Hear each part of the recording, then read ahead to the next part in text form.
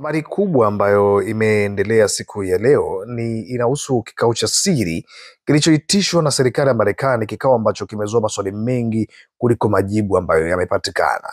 Kwa mujibu wa taarifa, Pete Hegseth anayejulikana rasmi kama waziri wa vita katika serikali ya Rais Donald Trump, lakini wakosoaji wake wakimuita Secretary of War Crimes, ameamuru mkutano wa dharura uliofanyika kwa milango iliyofungwa huko Virginia.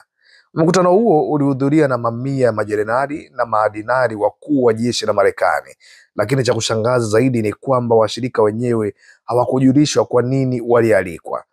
Hali hii imezua uvumi mkubwa kuhusu ajenda halisi ya mkutano huo ambao umekuwa ni wa siri. Wakati wa kuulizwa na waandishi wa habari kuhusu tukio hili lisilo la kawaida, Rais Trump hakujali kabisa. Kwa maneno yake mwenyewe alisema, mwache awe rafiki wa majenerali, kuna ubaya gani humo? Lakini wachambuzi wa masuala ya usalama na siasa za kijeshi wanahoji, je, inawezekana kweli mkutano wa kiwango hiki unawahusisha mamia ya wakuu wa jeshi ukawa wa kawaida tu bila ajenda mzito?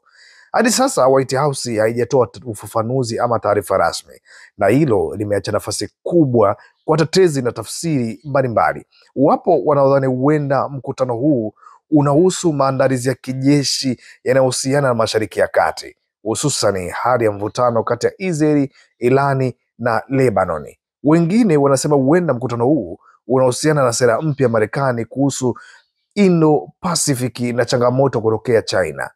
Lakini kuna pia tafsiri ya tatu ambayo yenye hofu zaidi, kwamba mkutano huu ni sehemu ya mpango wa kisirisiri unaohusiana na siasa za ndani za Marekani, hususani uchaguzi unaokuja na uwezekano wa kutumia jeshi katika mazingira ya kisiasa.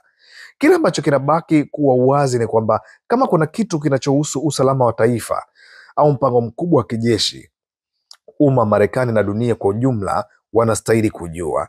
Mikutano ya siri ya mamia ya maafisa wa juu wa jeshi haiwezi kuchukuliwa tu kama urafiki wa majenerali.